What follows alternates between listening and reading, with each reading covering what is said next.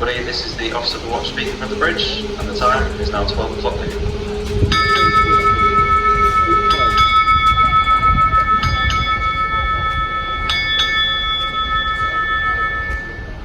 Good afternoon. I hope you're having a lovely day and enjoying these wonderful conditions. Since noon yesterday till noon today, Britannia has steamed a total distance of 310 nautical miles at an average speed of 12.9 knots.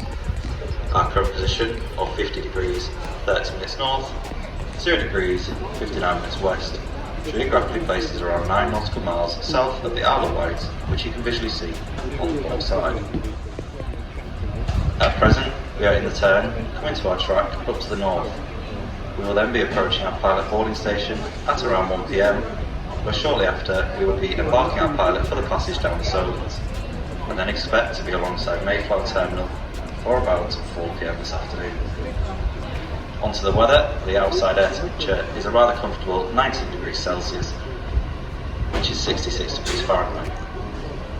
At present, the conditions are dry, mostly clear skies, and with around 15 knots of wind from the west.